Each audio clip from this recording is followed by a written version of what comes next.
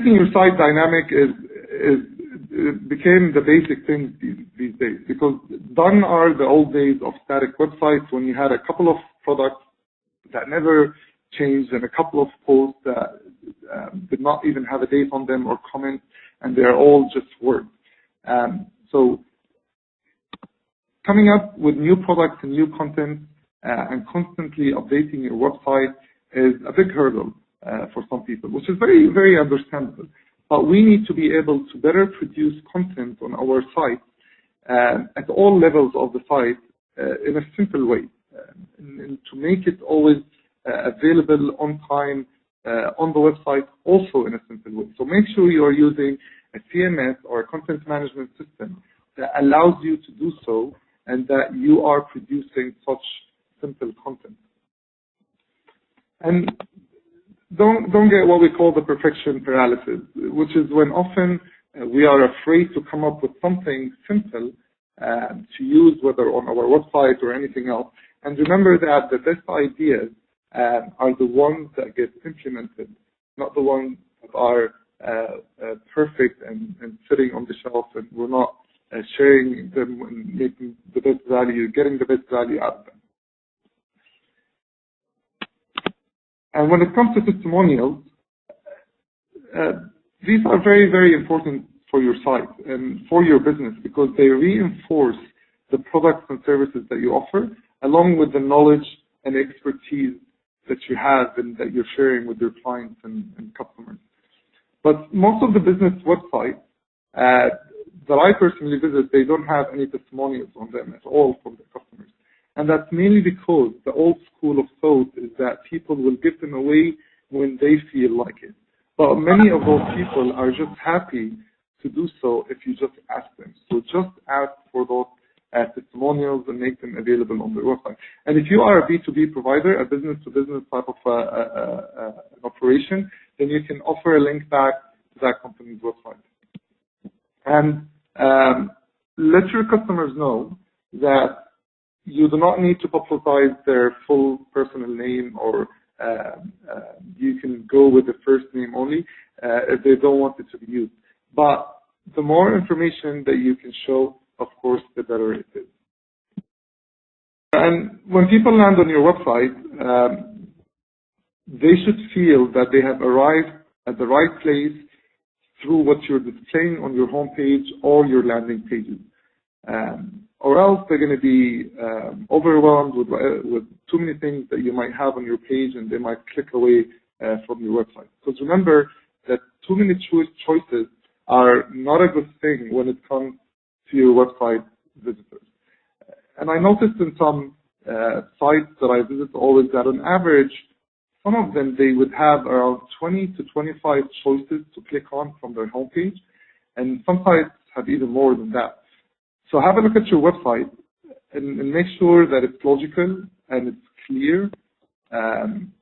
It's clear to what actions you're hoping visitors will do on those pages. And make sure it's easy to find things on your homepage. Make it easy to find things on your landing pages as well that you use for certain online campaigns that you launch, and in your website in general. And always give a reason why. If you want visitors to take action on your site, whether to become a member or to join a newsletter or anything else, you will need to give them a reason why. Don't just put a button on a message that says, sign up for our newsletter. You should give them the reason why they should sign up for that newsletter and what will you be providing in that newsletter. So make your website clean looking, make it clear for visitors to know where they need to go, and always explain why they need to take such action. And be careful of what you ask for. Some people come to your site, they like what they see, they go to sign up for your newsletter, and then for them to complete their sign-up process, you ask them for their name, their email, the country, the city, the address, the phone number, the job, the position. I mean, if all you need is an email address and maybe a name for personalization, why ask for so much? The answer from the business owners that we talk to always is, it gives us great demographics and it gives us great insights to the customers, and it helps us better understand our clients and members. But what they don't realize is that for every single new thing that they ask for, they're losing a percentage of people who are going to subscribe. So how many times did you turn away from registering just because that website or that form asks for your phone number, because you definitely don't want that site to or that company to phone you? And I understand that in some industries, when you request for something of value for free, like a research paper, it's a standard to ask for everything, and it makes sense. If you're giving something of high value away, and the recipient knows it and does not have an issue or a problem in letting you know who they are in full detail. But for a simple newsletter, you would scare away more people and more value than you would ever retain by asking for too much. And when it comes to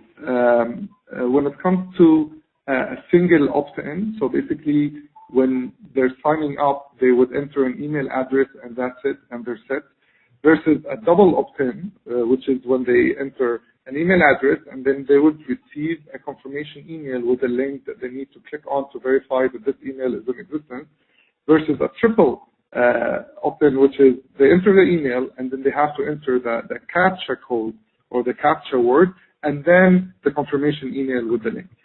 And those three different options, whether you choose one or another, just remember that the more you make people click, the less that you're going to get. So the less subscribers that you're going to end up getting.